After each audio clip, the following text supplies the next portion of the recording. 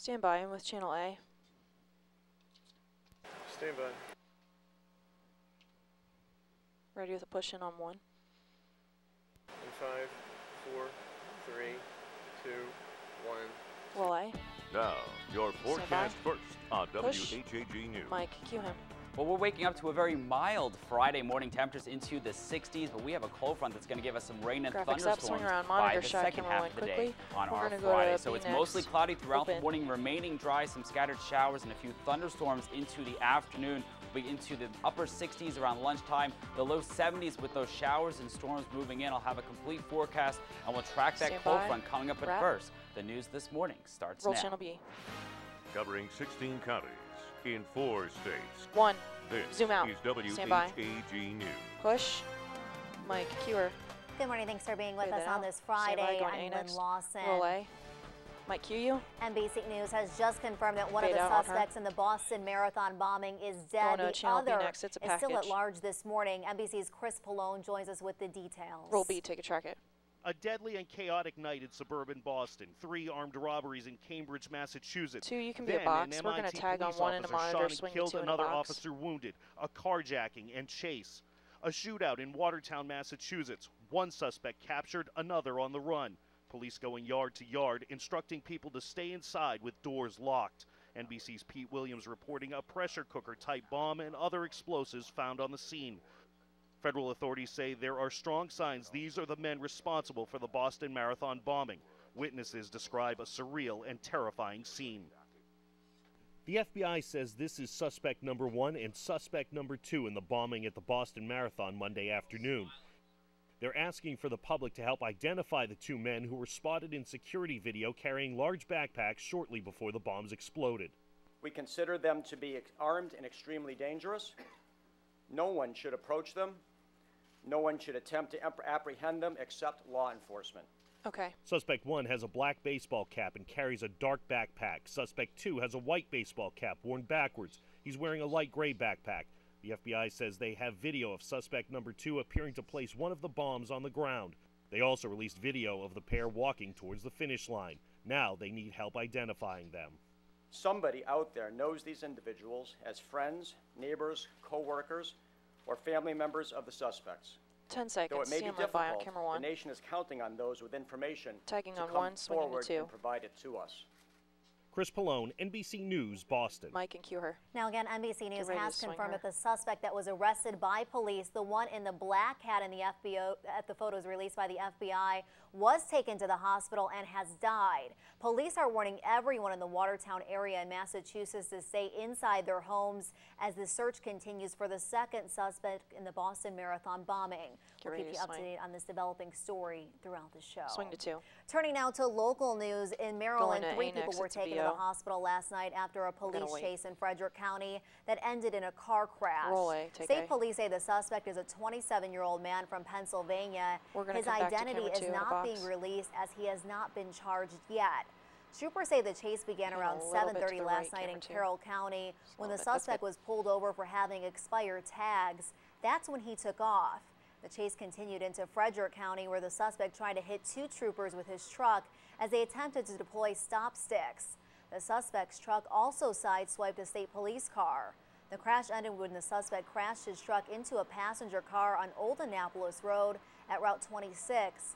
The suspect's truck then hit a tree. Police say the 2 people inside the passenger car were treated for minor injuries and released from Frederick Memorial Hospital. The suspect, however, was seriously injured and flown to shock trauma. No troopers or deputies were injured in the chase. The investigation is ongoing. On 2. Well, we're learning more Going to B information about the next. It's serial VO. arson investigation in full screen Washington first. County. Okay. The state fire Take full marshal screen. says Tyler Murray of Williamsport is the main suspect out of the 8 Going to facing B charges. next. They believe his motive was getting back at the fire marshal who took illegal lights off Murray's vehicle after they say he was caught pretending to be a fire official. Roll B. Residents in the 1, county you can say head they to the feel weather more wall. at ease after learning additional arrests 2, were made in straight the up. case. There were 40 fires We're going starting in to A March. next. It's a Trash SOT. cans, mailboxes, vehicles, even a barn was set ablaze.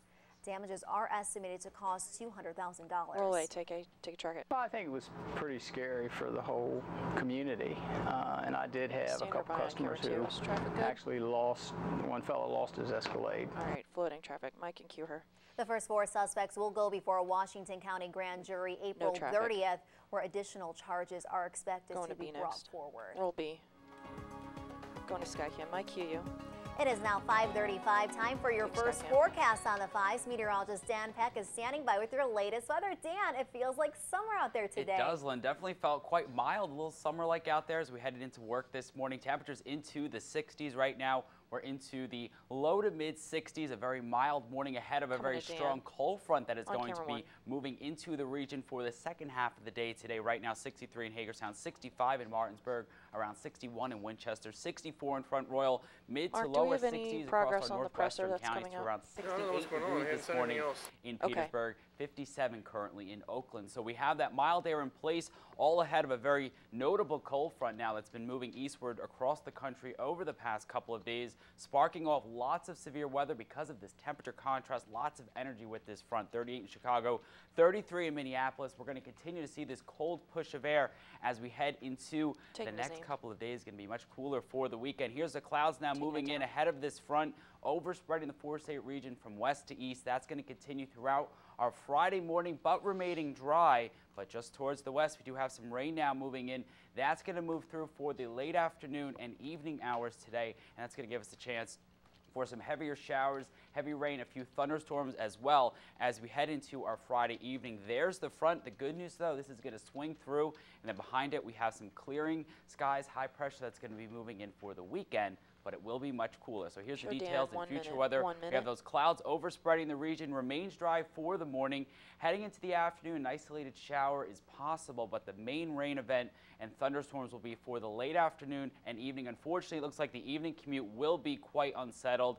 Definitely grab the umbrella for your commute home from work and school, as we'll start to see and track those showers and thunderstorms moving in. This all clears out, though, by late Friday, by our late evening tonight into our Saturday morning. Much colder air, though, is moving in. Notably, we do have some blue here on the map on future weather. That means a few wet snowflakes not out of the question in the highest elevations. And then we will move this forward throughout our day on Saturday. Tomorrow not looking bad, partly cloudy to mostly sunny skies throughout the day, but remaining breezy. And then we'll have another nice one on the way for Sunday as well, keeping sunshine in the forecast, but those temperatures actually below average, weather highs into the upper 50s and lower 60s. So not too bad out there for the weekend. That's our forecast. Here's our Dot Biz this morning, and it is the VFW Indoor Yard Sale Saturday, May 4th from 8 a.m. to 3 p.m. right here in Hagerstown. Lynn? Mike, cue her. Thanks a lot, Dan. The death toll continues to rise in Texas after a massive explosion at a fertilizer plant. And the search for survivors continues this morning. We'll have the latest right after this. 1, go to break.